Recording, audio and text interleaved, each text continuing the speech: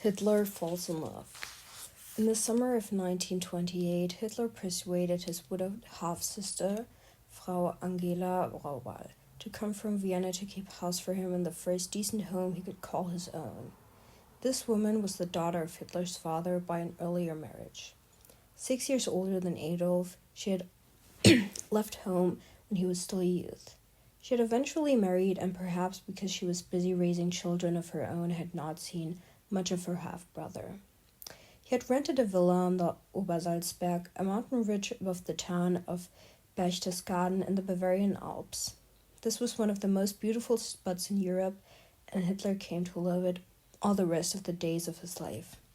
The mountain scenery, broken by green valleys, is superb. Hitler also had practical reasons for making this mountain paradise his country home. It was only 3 hours by car or train from Munich, the headquarters of the Nazi Party. It was even nearer the Austrian border. In fact, Hitler had only to climb a nearby mountain, as he sometimes did, to be able to see his native land. Probably one reason Hitler chose this location was that in case of trouble with the German authorities, he could slip over the mountains to Austria.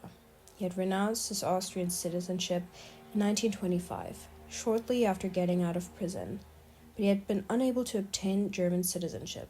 He was, in effect, a man without a country. He was thus ineligible to run for public office. This was somewhat of a handicap to the leader of a growing political party in Germany, and until he overcame this drawback, he lived in fear of being deported from Germany as an undesirable alien. To avoid arrest and deportation, it was convenient to have a home from which he could easily flee over the border.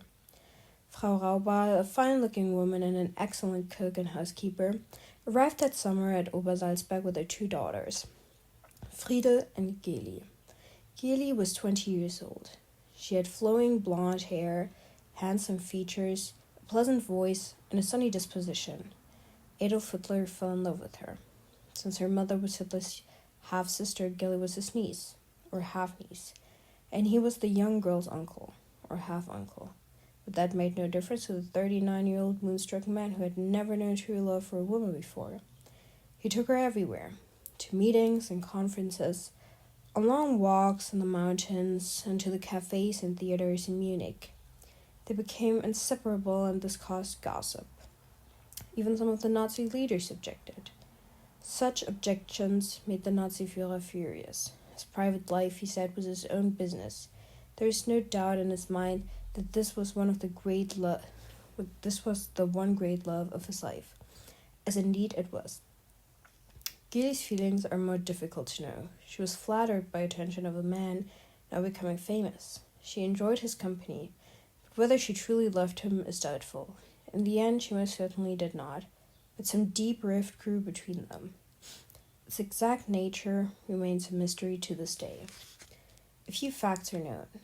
Each was jealous of the other. Hitler scarcely allowed Geli to have any life of her own. For example, she wished to return to Vienna for a time in order to continue her singing lessons.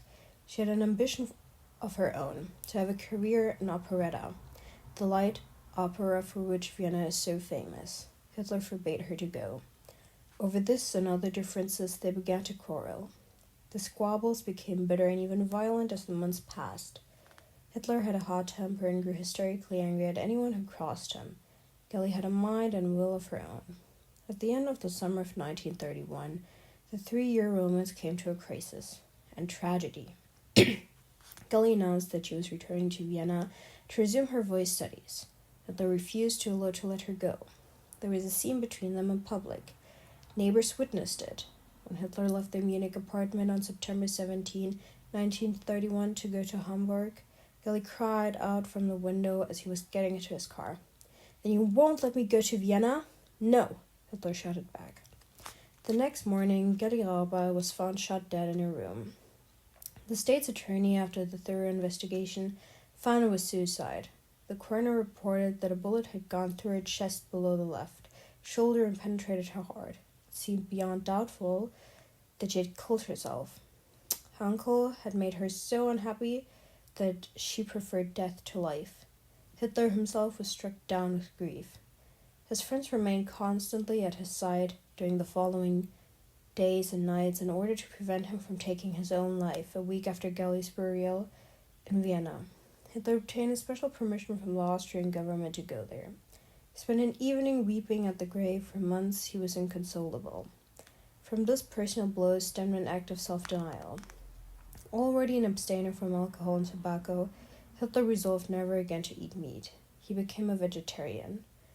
To those few persons really close to him, he declared afterward that Gelli Rauber was the only woman he ever loved. He always spoke of her with the deepest reverence, and often in tears. Her room in the villa at Obersalzberg remained as she had left it, even when the house was enlarged later. To his dying day, Gelli's portrait hung in his bedroom there.